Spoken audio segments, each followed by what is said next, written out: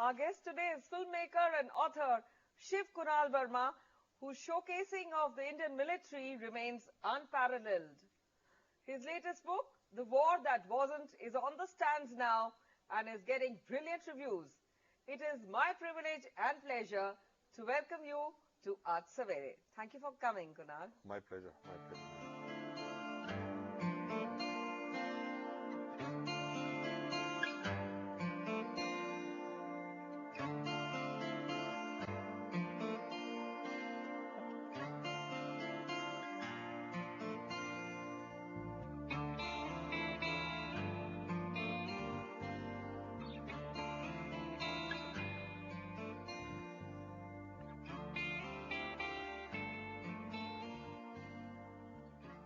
In the last 50 years, we have never seen a bigger disaster than the 1962 war. And now that you write about it in your book, The War That Wasn't, how do we look at it? What was in your mind when you wrote this book, firstly? And what you want to highlight when we talk of things like soldiers being used as cannon fodder? See, basically, as you said, for 53 years now, 54 years now, the 62 war was literally swept under the carpet. It was not a very happy chapter in our history. We were caught on the wrong foot for various reasons. Our own political establishment, our own military establishment, our own bureaucratic establishment in the post-independent period were found to be wanting in a very major way. So much so that when the push came and there was a conflict with the Chinese, it was a virtual walkover. Our men were not allowed to fight. I use the word "not allowed to fight," which is it's all explained in the book. And for 50 years, then we have believed that again, you see, there were three phases to the whole thing. There was the build-up to the 1962 incident, which dates back to 1949. Because people must understand that before 1949, when India became independent in 47, China was not our neighbor. We had nothing to do with China. And then in 1949, after the People's Republic of, after Mao's communist Chinese overthrew the Kuomintang government, we suddenly had the People's Republic of China. And the first thing they did was, or one of the first thing, second or third things they did was, they initially annexed the Xinjiang region. And then Tibet. Tibet was later. Once they took Xinjiang, your Kashmir border suddenly became live vis-a-vis China. And then after that, when the world did not react, see, also Mao was feeling the water, because this was in the post-Second World War period. The world was exhausted from war. These are huge real estate grabs that he did. When nobody reacted to Xinjiang, the next thing he did was he annexed Tibet in 1950.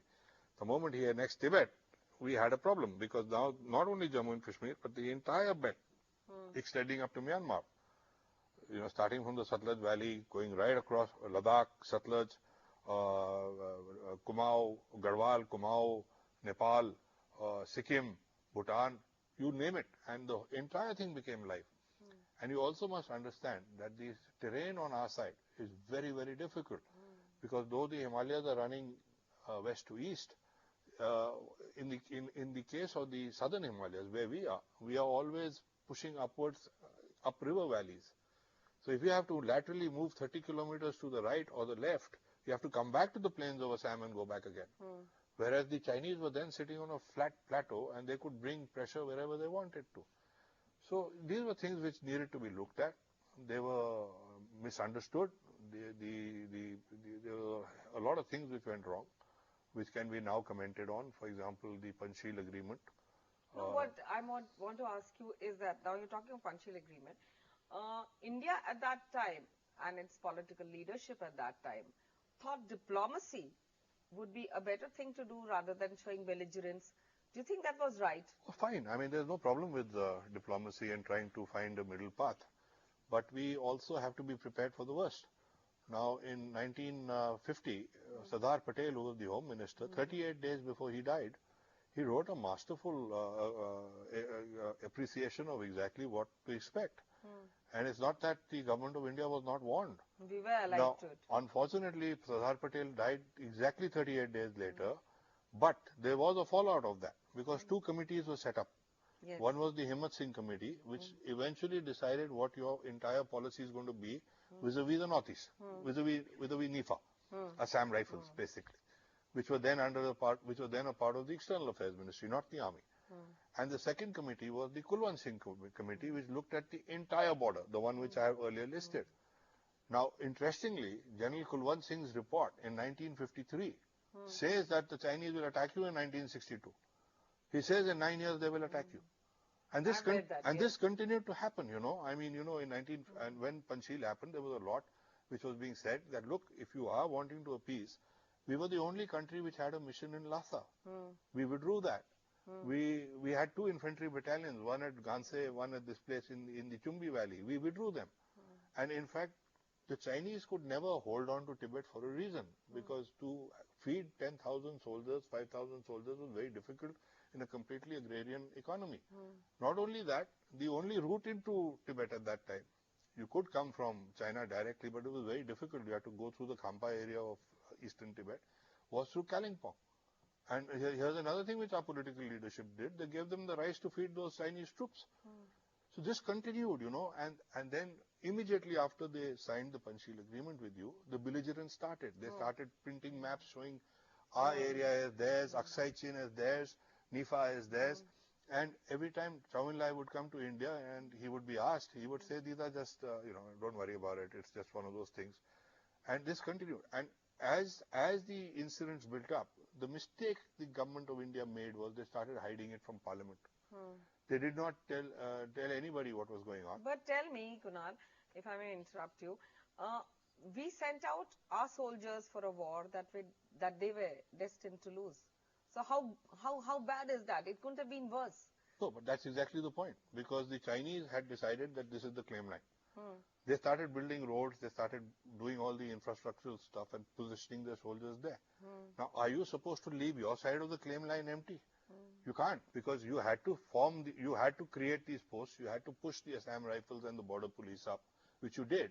But the mistake that you made was, after having positioned them there, you gave them nothing to fight with. You mean the kit and everything else? Or look, you know, you had a major problem. As I explained to you, our side of the Himalayas is very difficult. So everything was air supplied. Now, you could barely keep them alive. Yes. Now, you either carry ammunition is solid dead weight, you know.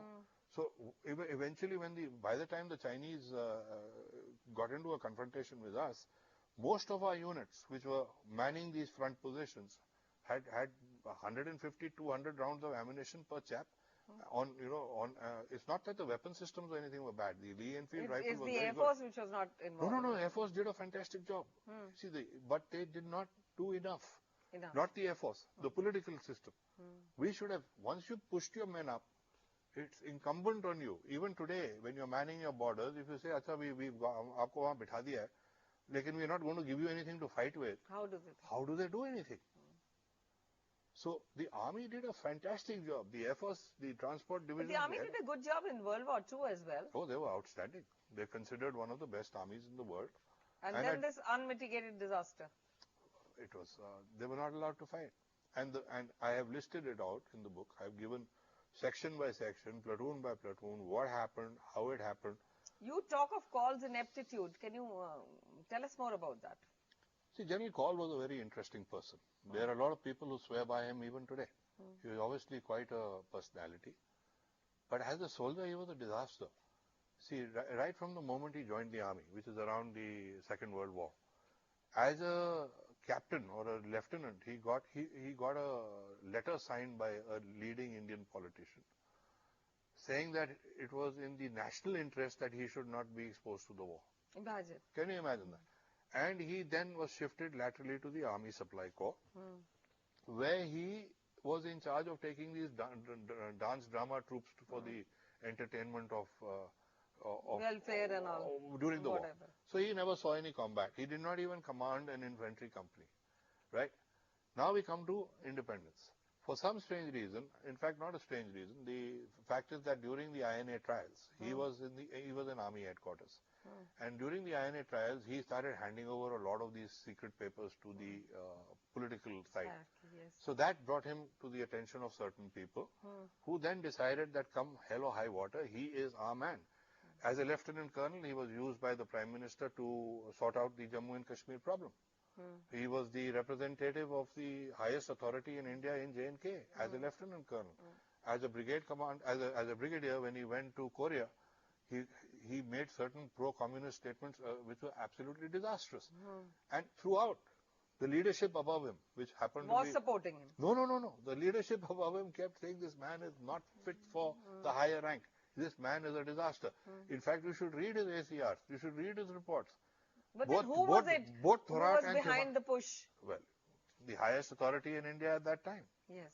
You know, and once you start interfering with the systems in the army, see, the army has checks and balances. One bad report and you're finished. This man was reported against on 5 or 6 occasions. It was every time set aside by the highest authority in this country. And by the time we come to 1957, 58, 59, they had decided he's going to be the next chief.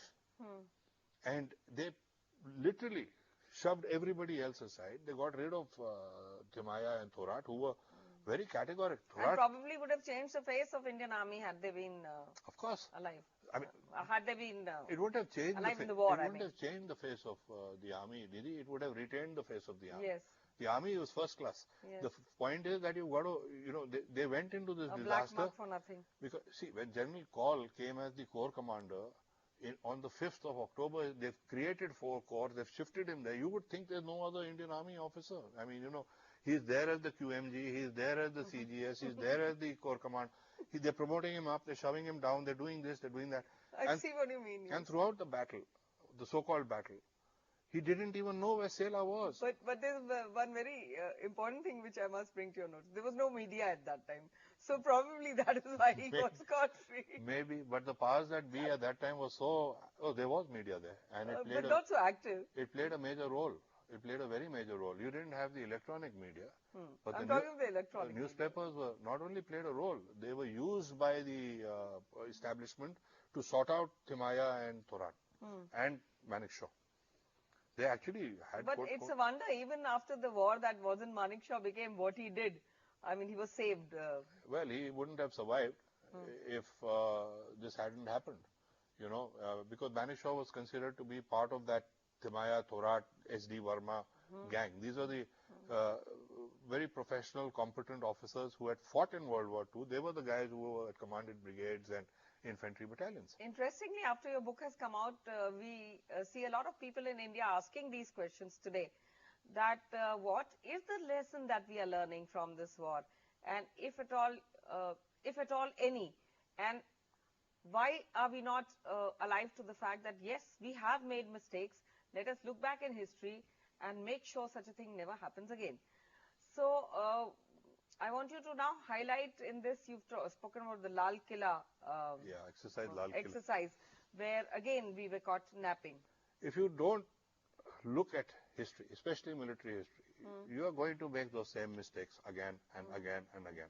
We brushed what happened in 1962 under the carpet. There was no reason to do that, because actually the fight put up by the men where they were allowed to was actually something very good. Now, you don't have to go to the other extreme and say, ek ne 300 mare, 400 mare. Now, you know, you are asking about Lal Killa. Now, I told you about the Kulwant Singh report and the Himmat Singh report.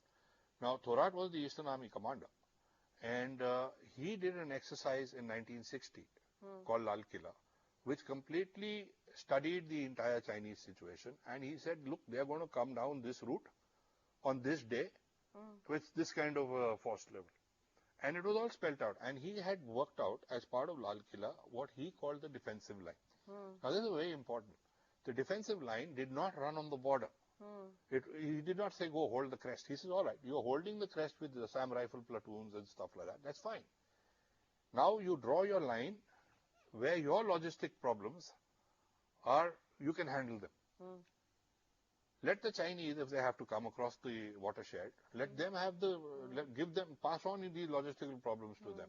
And if they had come down, they would have been harassed by the Assam rifles, who, by the way, during the Second World War had functioned as Victor Force. And done very well. And exceedingly well. And what happened here? You know, when you suddenly brought call in, just about 5 days before the whole thing erupted No, not 5 days before, 20 days after the first Chinese incident happened at Dhola. You create a new, this thing, you sideline the Assam Rifles. Assam Rifles after that was treated as what? As just glorified porters. So, Lal Killa, had they followed Lal Killa also looked at the use of the Air Force as an offensive platform, which was never done. So, all these issues were, you can't fight a war like this. I mean, this is a joke, what they did. When you talk about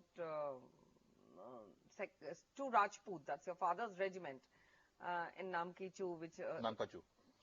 They were nearly wiped out from that place. Not nearly, they were fully wiped out. So how do you write this? There's a lot of sentiment that must be going into it. How are you so objective about it? Well, I grew up in an army family. My dad was from two Rajput. He actually built the defenses at Wolong, etc. And then he got posted out. And the battalion was being de-inducted from, they moved in 1959. In 62, they were coming away. When they were stopped and taken off the train at Misamari and said, Bhaiya, there's a problem now in Namkachu, beyond Tawang, please go up. So they went up in PT shoes with nothing. I mean, they had absolutely nothing. They were in Angola shirts in -5, -10 degrees. Oh God, massacred. And you then, when they got there, they were literally pushed into this valley. 9 Punjab was already there, 2 Rajput, and they did the same thing with 19 GR, which was also de-inducting from that area. Unko bhi pakad ke go right back. So both these battalions, which had nothing to fight with, they didn't even have spades needed to dig trenches with, because they had handed over all their digging implements and everything. Between the 3 battalions, between 9 Punjab, 19 GR and 2 Rajput, strung out on the Namkachu by call, right? And he says that you will occupy the river.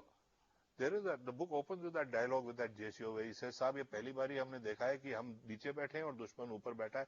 And he gives a very glib reply. He says, "Ye pehli bari dekha hai apne ki General Saab bhi aapke saath trench mein." And the moment the firing started, what happened to the General Saab? He was gone. He headed back to Delhi. But to his credit, when he came back to Delhi, he did tell the highest authorities at that time that, listen, this is a mistake. We made a mistake. Let's get out of here. But his own situation had become so complex that the chief at that time, Thapar, and Bogi Sen, the army commander, they took a very, very stupid decision. They insisted that, no, we are going to fight where we are. And we got massacred. 2 Rajput, we lost 282 men in 1 hour. In 1 hour, everybody, I was 2 years old. I mean, but for our families, we were ripped apart. There was nothing left. And those who survived were taken POWs. And, I mean, and 90% of the men who came back, their hands were gone, their fingers had been amputated, it was all frostbite. And we grew up with this.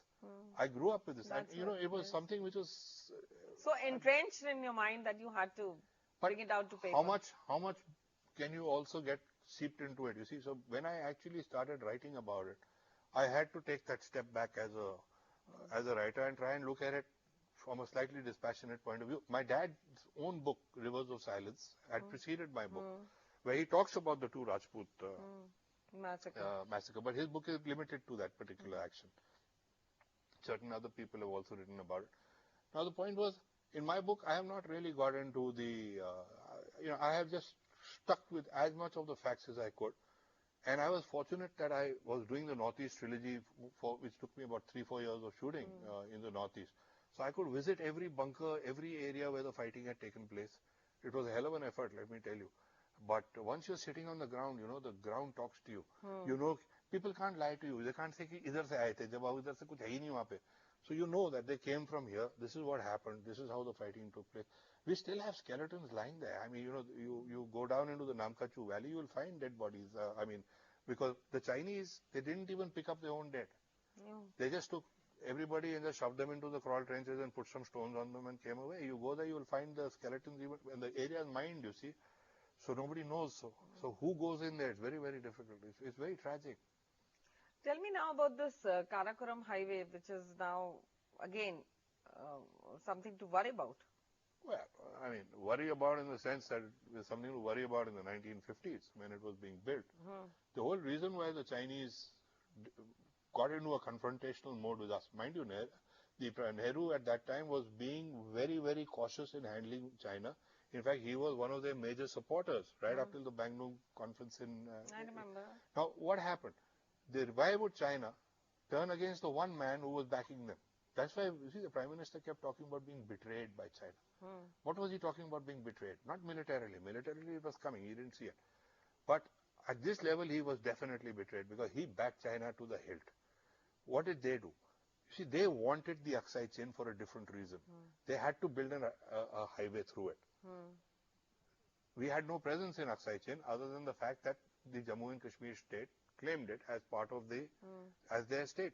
There was a state force there at which they had pulled out after independence. So this whole expanse of some 25,000 square kilometers was vacant. It's actually a soda plain. It's salt, you know, and it's at an average of the lowest point is 17,000 feet plus. So they made this highway called the G219. They cut it right across. And building a highway is actually no big deal in a flat area like that. All you got to do is blast off some of. There are no rivers to be bridged. There's no major this thing. So they made this thing.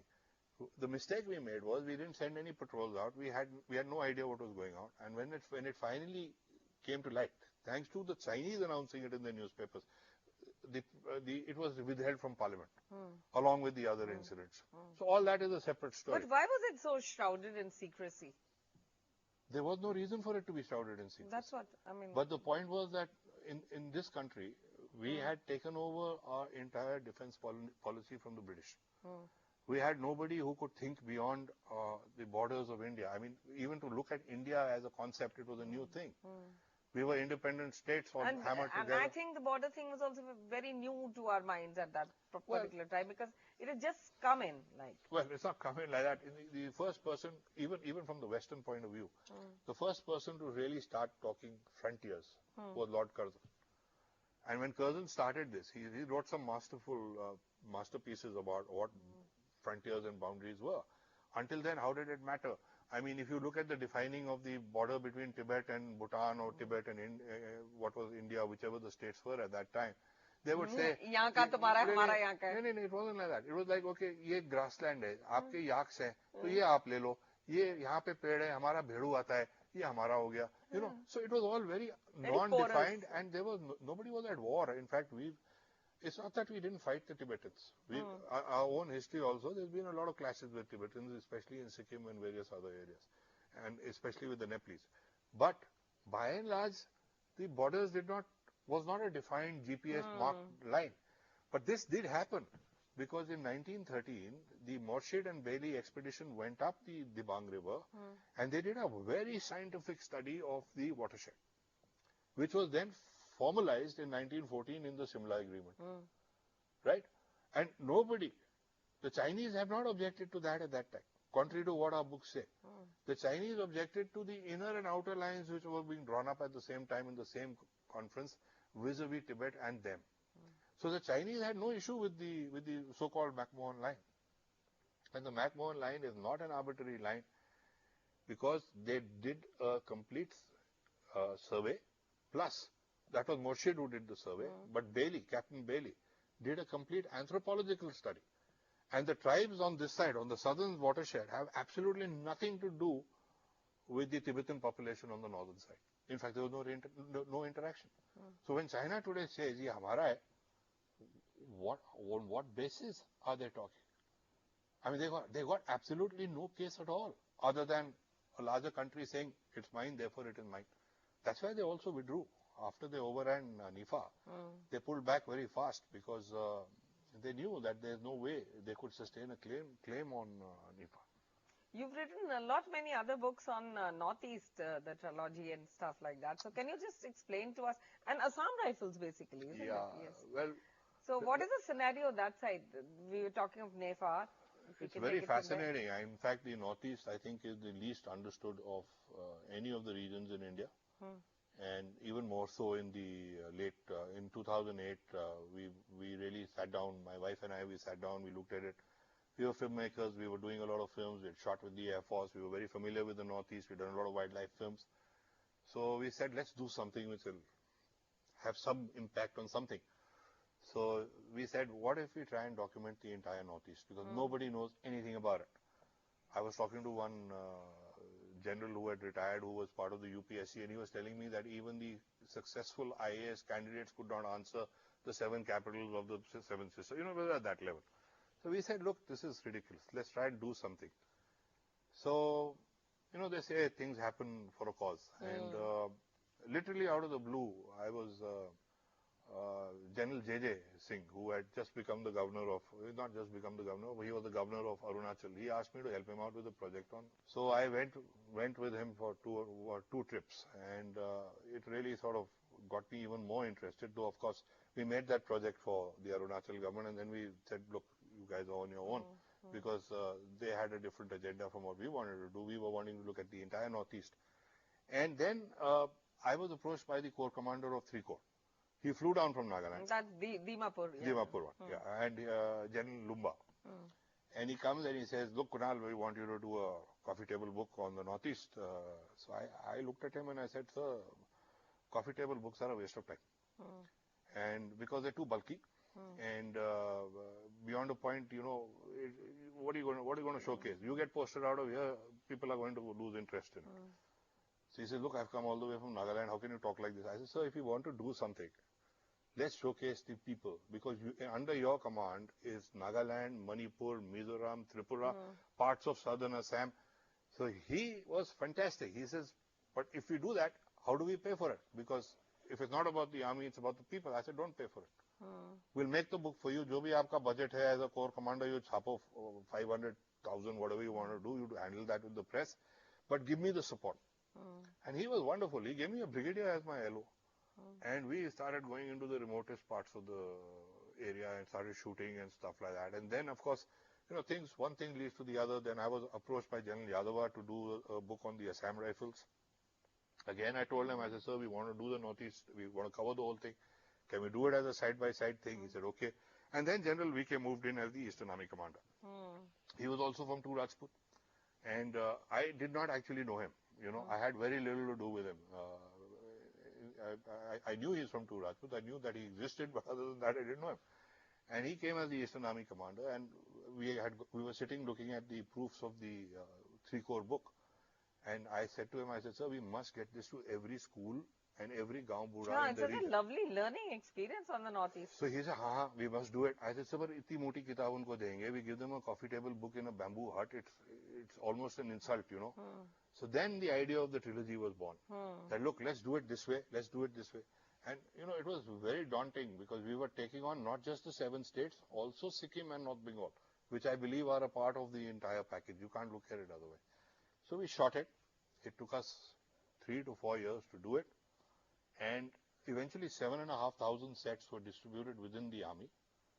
And you talk to any junior officer, they used to ring me up. They would send me emails. Sir, you've changed our thinking of the Northeast. We are now looking at people. We are not looking at strategic targets. It was fantastic. And my book is was hopefully a window. We were hoping other people would pick it up, which I'm sure they will, eventually. Tell us something about the book that you wrote on Siachen. The Long Road to Siachen has actually got less to do with Siachen, more to do with the geopolitics of the region. It talks about the creation of Pakistan. It talks about the problems with China. It looks at the entire encirclement policy of China. It looks at various issues. I co-authored it. So if you've looked at the encirclement policy of China, as you say, so what is being done by our country to kind of negate all this and counter it? Because maritime protection is an all-time high now. And our Prime Minister seems to be very keen on this as well. Well, I'm glad because, one of the things which I have found, having worked with the armed forces since the early 90s, we did the first film was Salt of the Earth with J.R.D. Tata funded. We did the history of the Air Force. Then we did the major films for the Navy. I think I did 20-odd films for the Navy. Most of them ran on Doordarshan, by the way, in those days. And then I shot the Kargil War and, a lot of work for the Army. But the Navy is one area which in our national psyche doesn't exist. Now even let's just go back to Kargil for a moment. Very few people are aware of the fact that one of the defining issues in Kargil was the blockade of Karachi. See, you've got a 1:1 equation with the Pakistanis on your entire western front. One division here, one division there. One corps here, one corps there.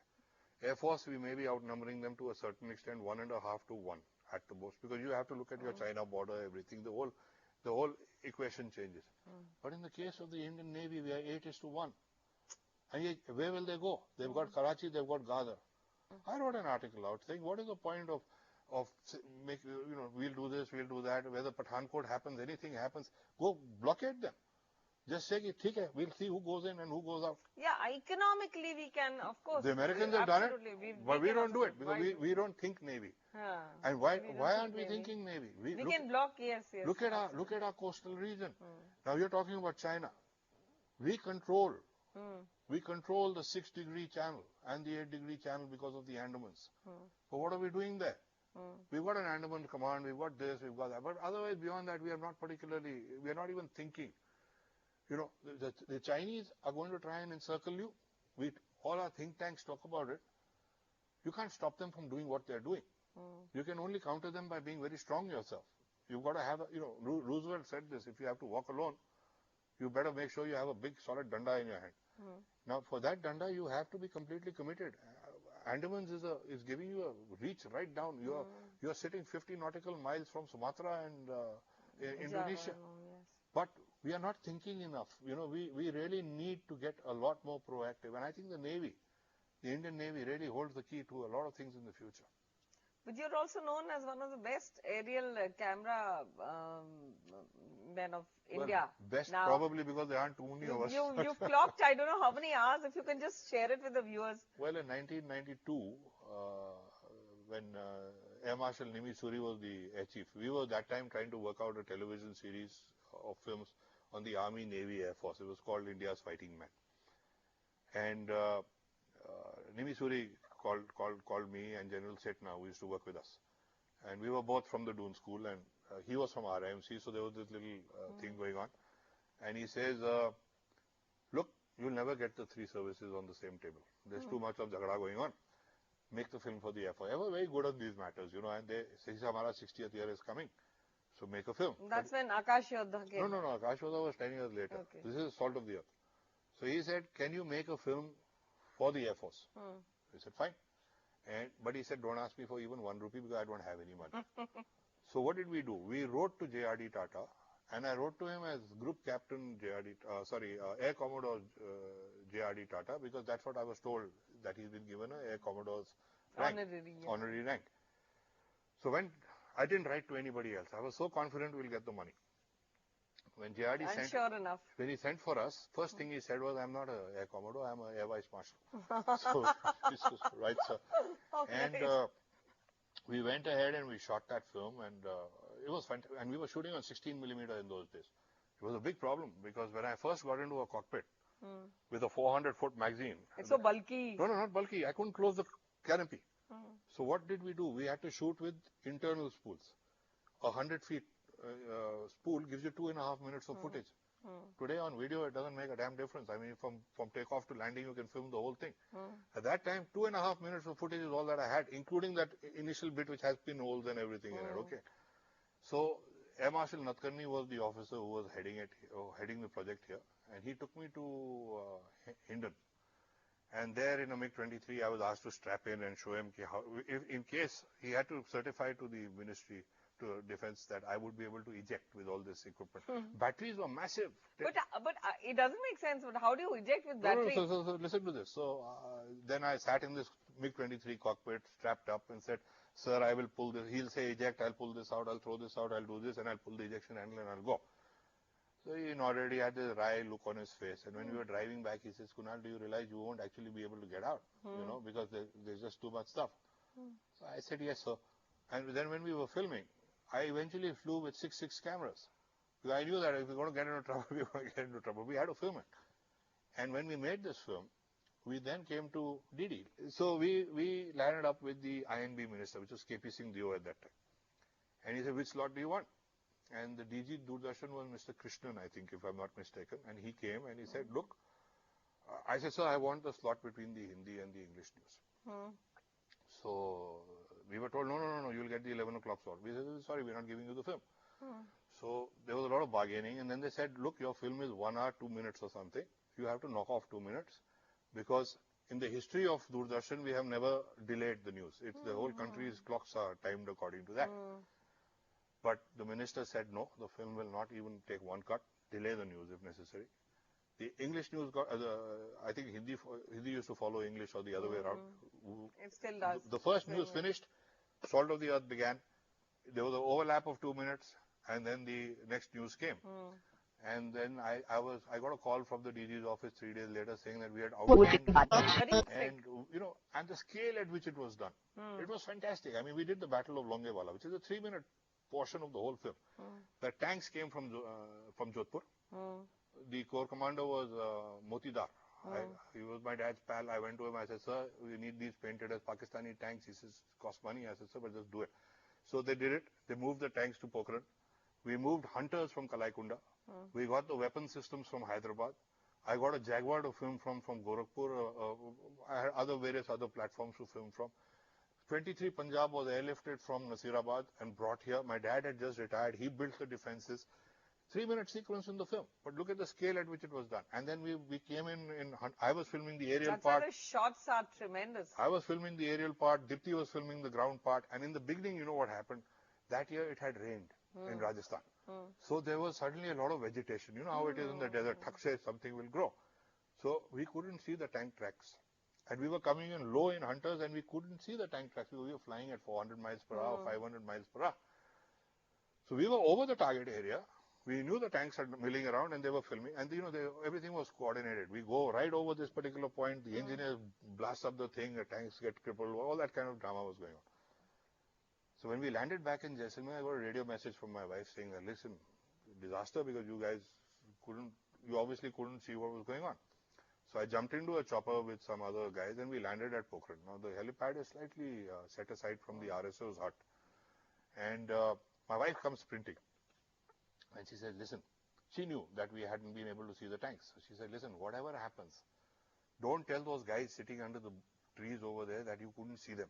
Because they were put up a hell of a they were acting like anything, and falling off the turret and, kisi ka haath toot gaya, kisi ka ye ho gaya. Now if you tell them we didn't even see you, so they'll be heartbroken.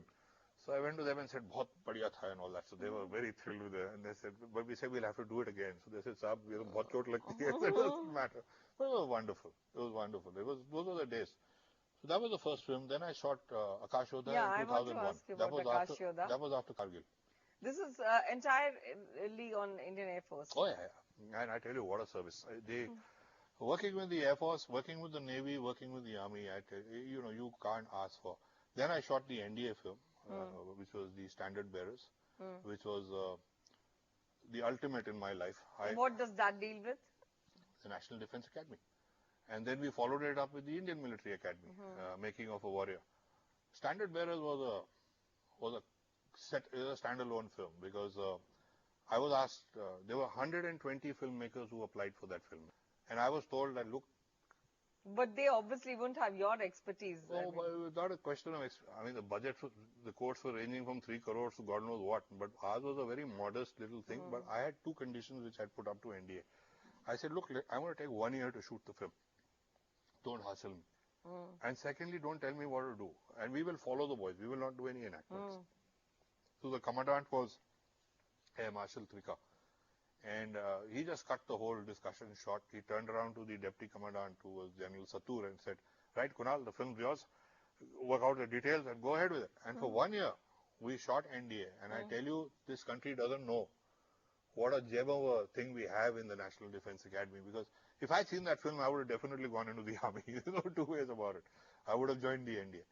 It's better than any of your public schools. I mean, it's such a fun, and the kind of comradeship, the entire thing, you got to see it to and believe. The learning experience, my God, it's tremendous over there. But you must see it. You must see the Standard Bearers. It's been one of the most popular films. And then the IMA?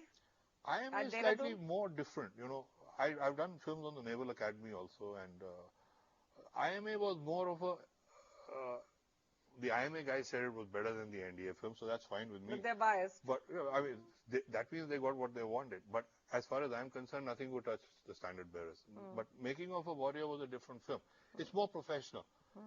IMA is they have been honing into their military skills and they're moving on.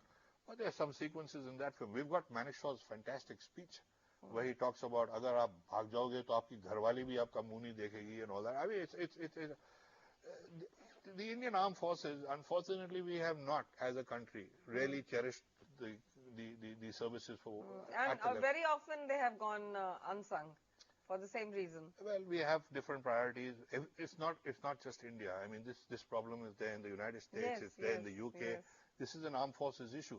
But I think this country is lucky that we have such a good bunch of people looking after the borders, and you just have to operate with the Air Force and fighters.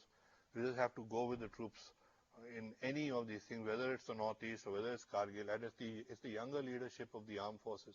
A1, ma'am, A1. Nothing could be better, and this includes the Navy. This includes the Navy. Oh yeah. And now that there are a lot of women being inducted in flying, and very recently. So how do you look at that? If they're taken as a prisoner of war, what could perhaps happen?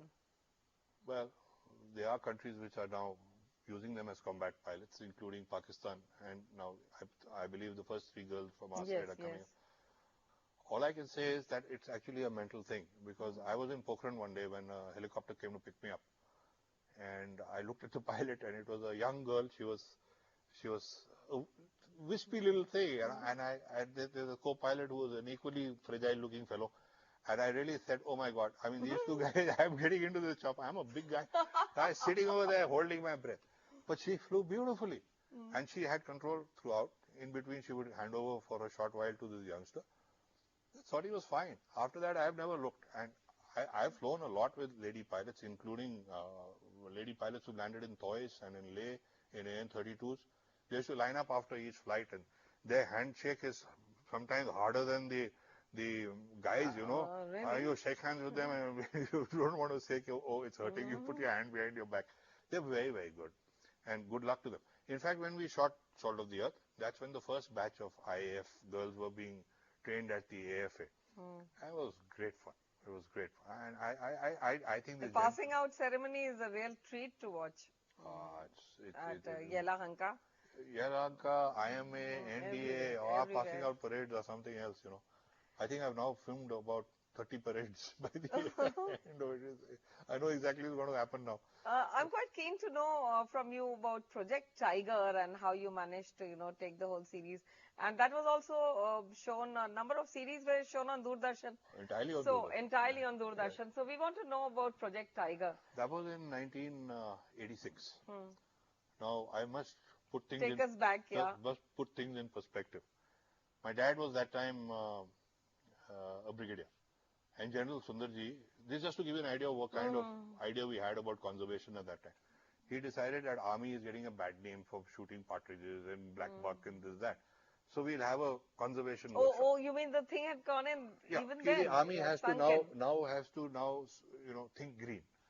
So very good. So we set up a conservation workshop in Sariska. And because I was involved... Which is a bird sanctuary? No. It's a Project Tiger Sanctuary. It's near Alwar. And we told everybody, bring a jeep and send our officer. And we were about 20-30 officers. And it was all very nicely done. So when they all arrived in the evening, to break the ice, my dad asked them, he said, "All right, you've been told you're going for a conservation workshop. What did you think is going to happen?" So there was dead silence. We were all sitting around this fire. And then one lieutenant who had come with his jeep and his 2 sahaks and all that, he says, "Sir, I don't know. I'm a vegetarian. My CO said, please go. I thought it's a conservation workshop. Must be a workshop to make partridge pickle and wild boar pickle." So so it was at that level. People had very little idea. And then Bittu Sehgal, the editor of Sanctuary, he got this Project Tiger series, which Levers was sponsoring, and Doordarshan was to telecast. So I was asked to come, and at that time I was with Associated Press and with India Today, and I was actually one of the first guys to be writing on conservation at that time. So he asked me to come in and direct these films. And we had these film cameramen from the Film Institute in Pune, mainly. All very good guys, very technically equipped to shoot under other circumstances, but in wildlife they were a little bit at sea. Not because of any other reason. It was simply because they were not able to anticipate the movement of animals. So we had this issue going on for a while, and we shot the Sariska film, which was shot by one of these cameramen. It was very well shot. No two ways about it. But they were also not very keen to roll up their sleeves and get into the mud. So when we actually came to Sundarbans, I ended up shooting the first film myself. I had no idea of how to read the light, how to do anything, but I used to take the readings of my still camera. Learning It was a experience, fantastic yes. thing, and to that extent, eventually out of the 16 films, I think I shot 11 or 12, and Dipti was the editor of the whole Project Tiger series. And then we had Bittu, in his wisdom, decided he's going to get film stars as the narrators. So we had different film stars for different episodes. I remember Nasir was there for Sariska. We had Shabana doing the Indravati film. We had Nutan, and we had a whole lot of people. So this used to come immediately before, or I think after Ramayan, or just before Ramayan, on Sunday mornings. They were very popular. And this is the first wildlife series. I mean, nobody had heard of Discovery or National Geographic or any of those fancy ones which are coming now. But, yes. And it had its fallout, because I went back to Manas Tiger Reserve later. And and Dipti and I decided to set up our own, and we again shot a whole lot of wildlife films for the Department of Tourism. So we went back to Manas exactly a year or two late, 2 years later. And at Bansbadi, which is where the entry to the park is, Bansbadi is a tea estate, and that's where the range office. There were 350 buses in the morning. So I looked, when I came out, I looked at this, I said, what the hell is this? So the range officer said, this is all because of Project Tiger. Nobody knew about us before that Doordarshan series, and now everybody, and Bengalis in any case, they love traveling. So with Sialda Wildlife Club, Howrah Wildlife Club, written on their buses, they were there in large numbers. So Project Tiger, the series, had a tremendous impact. And I think laid down the ground rules for now, conservation as it is now being done today. And Project Tiger followed it up then by so many other people, yes. Project Tiger was already there. And again, this has been one of the projects which was not getting any emphasis at that time. It was set up in 1973 by Mrs. Gandhi. And in 83, when we had the first 10 years, I think very little happened. In fact, the whole problem was that the concept was core, buffer, and multiple use. Even today, core and buffer have materialized, multiple use has not happened. And until multiple use actually happens, conservation will always be a bit on the back foot. Wildlife and your interest in it, you're doing a series of wildlife as well, other than Project Tiger, isn't it? We did it at that time. Now we are doing another trilogy of books on Indian wildlife, which is looking at everything. I mean, again, we're going regional. We are looking at putting the Northeast trilogy along with 2-3 other trilogies we are working on into the higher education system. We are working on it in our own way.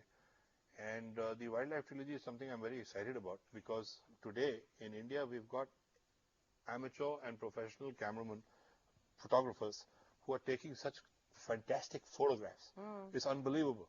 So I'm trying to get these guys on board also. All the other trilogies I've shot. That's a lovely idea. All the other trilogies I've shot myself.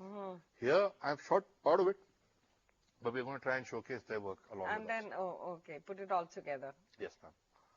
And what other interests, if you can tell me about your personal life? I mean, are you, other than military history, which has always been your forte, what else do you like doing? Do you like reading? Do you like... I read a lot. Listening to music, anything, I used games? to be quite fanatical about golf till I got injured 2 years ago. I tore my rotor cuff, so I'm now taking it a little easy, but I'm going to get back to it. Despite being very overweight, I do swim a lot. I swim almost 1 kilometer a day during summer. I also spend time in Kulu because we have a house there. So I have to go up with my mom and do some wildlife. My main passion, of course, is just keep shooting wildlife pictures.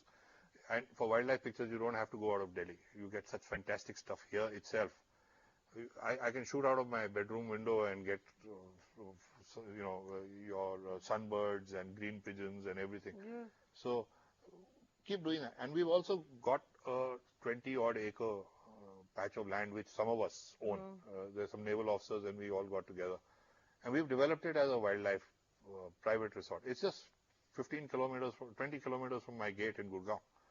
And we are developing it as a birding resort purely for ourselves. And we don't want any development in the area, nothing. It's in the middle of Mandar where all the jagdas are taking place. We say whatever else happens, whichever governments decide, whatever notification, as far as we are concerned, this is our little contribution to our own society, and we've just left it. Absolutely. There's not a thing there. How wonderful the thought is. Tell me about Deepti, because she's also a very renowned writer, just like you. I mean, so... We work together. Yeah. So, for everything. She's from the Institute, as I said, and also the Australian Film School. She was editing Project Tiger when we met. And after we finished with Project Tiger, I was again at a loose end. So we said, what do we do? And so we suggested, why don't we form our own? See, my interest in films was always subject-oriented. Hers was a different kind of a thing. Hers is she's trained for filmmaking. In my case, I came into filmmaking from a wildlife point of view and took it forward as a purely defense thing, that we wanted to tell the story, so I used it as a platform. But with Deepti, it just so happened that we just kind of meshed beautifully together. And as far as even the books are concerned, 62, of course, I've written entirely. I mean, she's not involved in the writing of it, though she is my biggest bouncing support board. System, yes. And I mean, everything is checked with her. But all the other books you'll find Deepti Ocean and to me. Sky. Yeah. Yeah. Though her name should have been on that cover. Yeah, it's not there. I noticed not, that. That's an accident. It's not because of... And the reason why Deepti's name always comes before mine, there's a story behind that also. So it's not there by default, not by design. But you see, when we did Salt of the Earth, it's Deepti said she was in charge of the titles, so it wasn't my decision. So it was Kunal Verma, Deepti Bhalla film. And JRD looked at me when we showed him the film, and he said, I always thought ladies came first. So after that, I learned my lesson damn fast. After that, it's always Deepti Bhalla and then Kunal Verma. So. And your children, are they as interested in films and military history as you are, or what are they doing now? Well, we like to think so. But you can't, kids chart have a mind of their own, yes. My elder girl is in St. Stephen's. She's doing English honors. She's a very good artist, and she wants to eventually be a graphic artist and illustrate her own books. She also wants to be a writer. What she does, she's passing out now, and she's going to take a year off and fine-tune her art skills and then carry on studying for a while. My younger one was in Sri Ram School. She's just passed out. So she's now going to go through this whole rigmarole of getting into university and this, that, and the other. They're wonderful kids. I mean, they just have, but as parents, we try and expose them to as much as we can. Which is what must be Take them with us wherever we can. It's up to them. They imbibe everything. They may not react to it right now, but they will eventually, Eventually. It was like that with with our own with fathers. Us as well. And on that beautiful note, and hoping that the war that wasn't teaches us all Indians the lessons that we must remember the mistakes we made, and the battle cry and the sad demise of our soldiers must never go unsung again. Oh, never, never. So on that beautiful note, we'd like to end our conversation today. Thank you so much, Kunal, for sharing your views with us on these lovely books that you have been writing. I wish you all the best. Thank you, Nidhi, for having me. Many thanks. Bye.